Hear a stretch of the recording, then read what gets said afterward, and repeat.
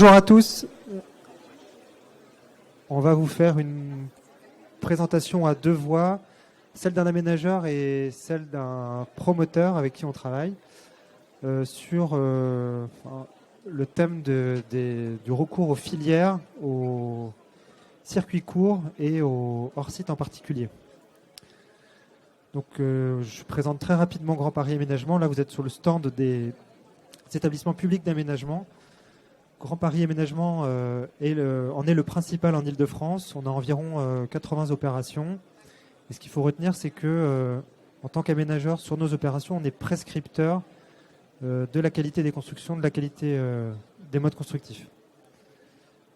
Je laisse tout de suite la parole à Vincent Kiriluc, qui va vous présenter GA. Bonjour, donc je suis Vincent Kiriluc, directeur de production pour GA Immobilier Résidentiel. Donc on est l'entité promotion logement au sens large du groupe GA. Donc GA, c'est une histoire de 150 ans, dont 70 ans dans la construction hors site. On est présent sur toute la France et on a la particularité d'être à la fois promoteur, constructeur, industriel et gestionnaire. Donc on est présent sur toute la France, on dispose de 8 usines de préfabrication, à la fois de la préfabrication béton. On fabrique également des solutions de traitement d'air, des ensembles menuisés extérieurs et également, depuis maintenant 5 ans, on s'est également spécialisé dans la construction hors site bois via le rachat de la société Ossabois, qui est le numéro 1 en France sur la construction hors site 2D, 3D en bois.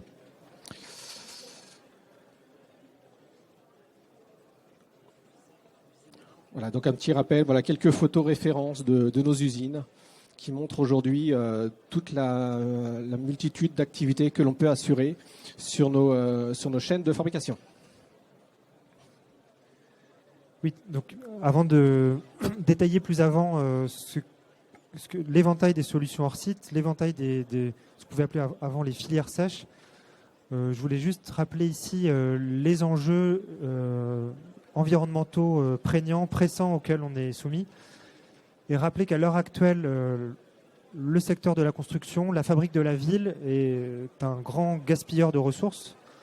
Et juste de citer le fait que la consommation intérieure de matériaux stagne ou augmente, la quantité de déchets générés par le BTP stagne ou augmente, le taux de valorisation des déchets ne s'améliore pas, les capacités de stockage des déchets saturent et vont être par la loi progressivement réduites, et les dépenses consacrées au traitement des déchets augmentent, et toute la fiscalité autour de la gestion des déchets est amenée à faire qu'on produise, le fait de produire des déchets va coûter toujours plus cher.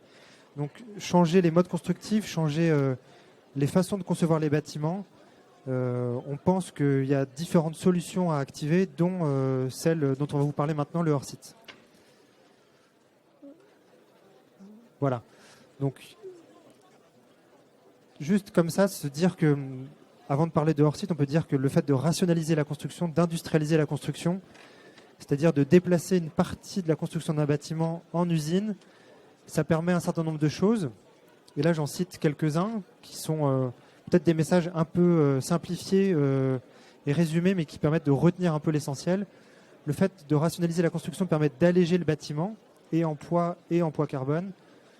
Le fait de concevoir, de prendre plus de temps de conception quand c'est fabriqué en usine, on ne réajuste pas les choses en chantier, permet de moins gaspiller, de mieux trier les déchets, puisque le poste de travail est beaucoup plus organisé dans une usine que sur un chantier. Permettra en tout cas demain peut-être d'intégrer des produits recyclés, des produits réutilisés. Et peut-être après-demain, on pourra, et c'est déjà le cas pour certains fabricants, par le biais des filières sèches, de l'assemblage, du pré-assemblage en usine, réfléchir à des bâtiments plus facilement réparables, plus facilement démontables. Voilà. Donc, je repasse la parole à mon confrère. Ça, c'était moi encore. Donc, la stratégie de Grand Paris Aménagement dès aujourd'hui et celle de demain.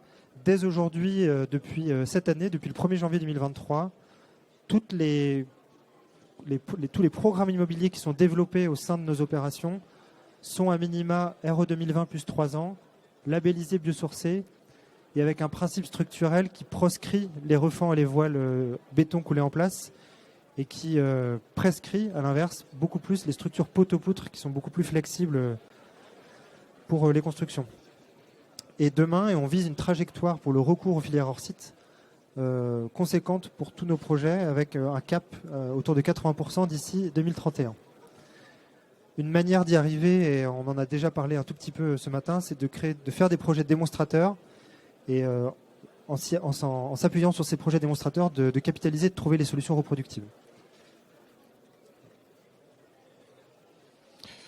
Alors, je vais vous présenter ce qu'est la construction hors site pour entrer un petit peu plus dans les détails. Donc, je vais m'appuyer sur le procédé constructif industriel d'Ossabois. Donc, spécialiste, comme je vous l'avais dit tout à l'heure, spécialiste de la construction 2D, 3D en bois du groupe GA. Donc, qu'est-ce que la construction hors site ? Donc, ça consiste déjà à travailler très très en amont un projet, en le concevant dans tous ses détails, de façon à être en capacité de réaliser des composants ou des groupes de composants en atelier, en préfabrication, avant de les acheminer sur site et de les assembler. Donc, il y a plusieurs degrés de construction hors site. Il y a déjà ce qu'on appelle la construction 1D. Donc, ce sont plutôt des poteaux, des poutres, donc des pièces individuelles. On parle ensuite de la construction 2D. Donc là, on va plutôt réaliser des planchers, des façades intégralement réalisées en atelier. La version un peu plus aboutie, c'est la construction modulaire 3D. Donc là, les pièces qu'on a été amené à réaliser en 2D, on va les assembler entre elles directement en atelier, réaliser tous les corps d'état techniques et de finition intérieure pour constituer une vraie pièce de vie que l'on va ensuite acheminer sur site et assembler façon en Lego. Et ensuite, on a d'autres solutions en site de préfabrication qui sont des éléments non structurels. Alors, ça peut être des éléments techniques, des gaines, des panoplies de chaufferie, ou également d'autres modules 3D non structurels tels que des salles de bain. Sachant qu'aujourd'hui, nous, dans le groupe GA, on maîtrise l'ensemble de ces possibilités. Donc, on le voit à l'écran, sur la photo, le principe de la construction site reprend tous les codes de l'industrialisation. On a des chaînes de fabrication sur lesquelles on avance les pièces qui, au fur et à mesure de leur avancement, sont complétées pour arriver sur des pièces abouties en bout de chaîne. Donc l'intérêt de la construction en site, c'est que ça nous permet d'être présents sur toutes les phases de la chaîne de fabrication d'un projet. Dès l'origine de la matière première, puisqu'on a la capacité dans nos usines de faire beaucoup de stockage, donc toujours éviter d'avoir des pénuries et de contrôler la fluctuation des prix. On travaille à partir de l'outil BIM. Tous nos projets sont faits en BIM, en full BIM, ce qui est nécessaire, indispensable pour avoir une construction à la fois rationnelle, une structure qui soit la plus aboutie possible et surtout être en recherche constante d'économie de la matière, qui sont aujourd'hui les ingrédients clés d'une construction hors site qui soit rationnelle et surtout économiquement viable. Donc petit rappel également de l'intérêt de la construction hors site, c'est surtout de travailler dans un marché national pour le marché national. Toute la production que l'on fait dans nos usines sont intégralement utilisées pour le marché français. Donc, on associe à la fois l'automatisation de la fabrication pour les tâches qui sont les plus répétitives ou les tâches qui présentent une certaine pénibilité. Par contre, on utilise toujours la main de l'homme, ce qui nous permet aujourd'hui de maintenir l'emploi dans des régions qui aujourd'hui en ont besoin. Donc on va rechercher la frugalité de la matière. Donc on va plutôt travailler sur des solutions de poteau-poutre, de solivage, de plancher-caisson, pour aller toujours rechercher l'économie de la matière. Ah, ça passe tout seul. Par exemple, les solutions en CLT, on va plutôt les travailler dès l'instant où on en a besoin pour des problématiques structurelles, telles que pour des centres de charge particulières ou des contreventements. On va essayer de réaliser un maximum de corps d'état sur nos pièces en 2D. Quand on travaille par exemple sur des façades à ossature, on va rechercher l'intégration directement en atelier des menuiseries extérieures, des isolants, des bardages que l'on voit à l'écran, pour en avoir le moins possible à réaliser sur le site. Ce qui nous permet au passage de limiter notre quantité de déchets qui se limitait aux bâches que l'on voyait à l'écran, les bâches de protection le temps du transport. Une fois acheminées sur site, donc on le voit, très très peu de manutention sur site. Les pièces qui arrivent sur le chantier sont directement posées, donc pas de stockage à prévoir sur le chantier et très très peu d'engins, très très peu de camions, donc beaucoup moins de nuisances sur le chantier. La version la plus aboutie, donc c'est ce que je vous disais tout à l'heure, c'est la construction modulaire 3D. Donc là vous voyez un intérieur d'un module 3D réalisé en atelier pour un équipement hôtelier. On peut réaliser également en 3D des solutions qui ne sont pas structurelles, telles que les salles de bain. Alors, ça présente un grand intérêt à la fois pour accélérer la durée d'un chantier, et surtout ça permet de concentrer tous les corps d'état séparés dans un seul et même atelier entre collègues pour éviter les problèmes de mise au point technique. Une solution donc un peu plus aboutie de modules 3D structurels cette fois-ci, donc que l'on peut utiliser à la fois sur des produits gérés, résidence étudiante, résidence co-living, et qu'on cherche à déployer également à terme sur du logement familial, puisque ça s'y prête également, surtout quand il y a une contrainte de délai. Une fois cheminé sur le chantier, même principe que sur la construction 2D, on va les assembler directement sur le chantier, donc pas de stockage. Donc au final, la construction en site présente énormément d'avantages. À la fois, on économise la quantité de matière, suivant le modèle constructif recherché. On arrive à réduire les délais de plus de 50% quand on est en construction 3D, voire de 30 à 40% en 2D. Et surtout, ça permet de limiter, en tout cas de limiter le risque de report lié à des intempéries, puisque tout le clos couvert est réalisé en atelier.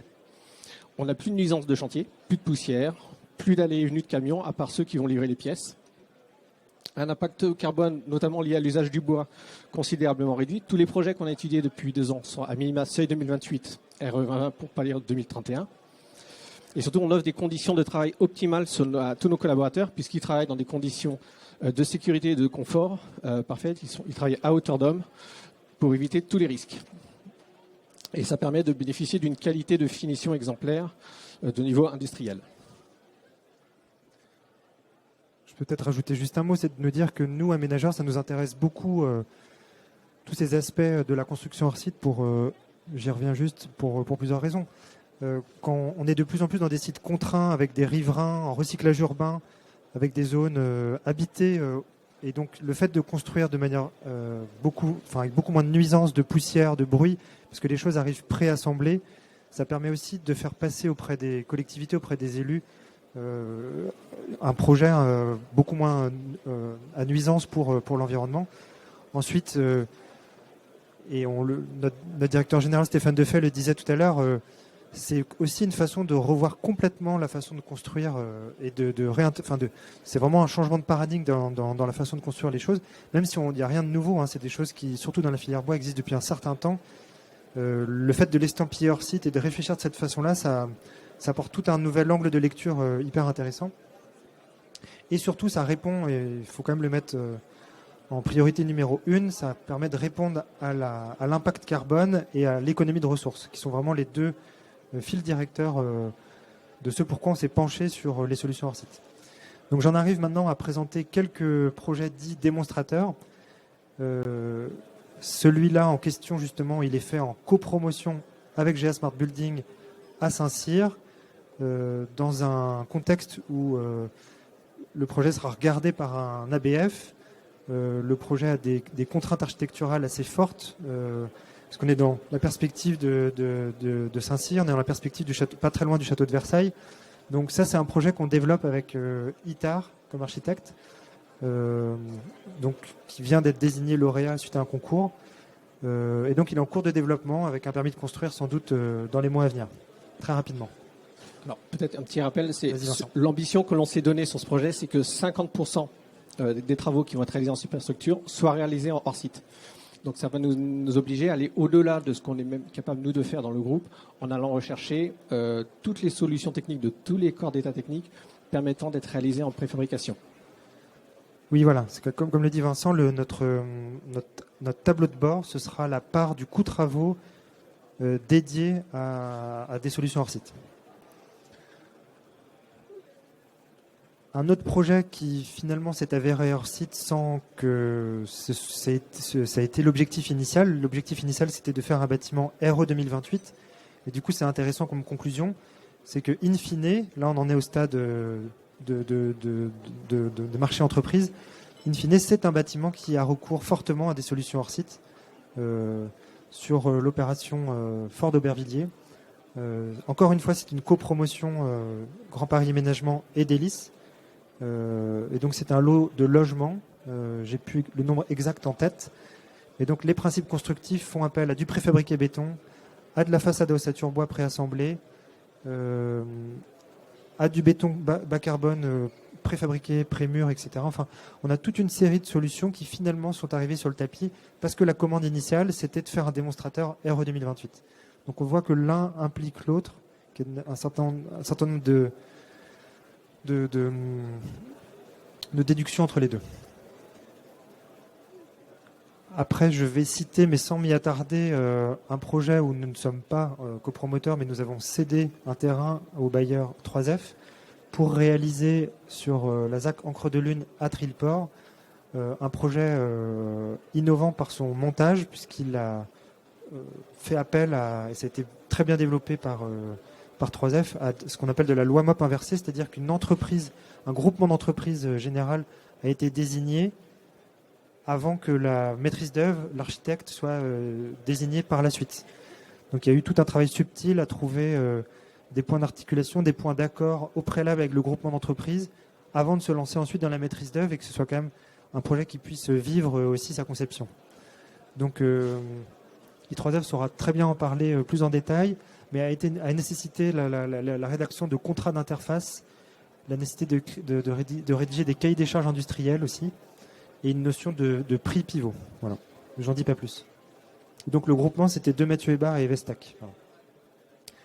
Et un dernier lot qu'on voyait à l'écran cet après-midi sur ce stand, c'est un lot de mémoire à Louvre avec le promoteur Canea, qui est lui aussi construit avec des solutions préassemblées en usine, des solutions hors site, et qui est réalisé, qui est livré aujourd'hui, et qui a atteint le niveau biosourcé niveau 3.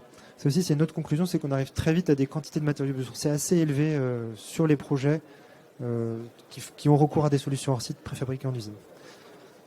Voilà, on en est arrivé au mot de conclusion. Tu veux peut-être rajouter quelque chose, Vincent ? Voilà.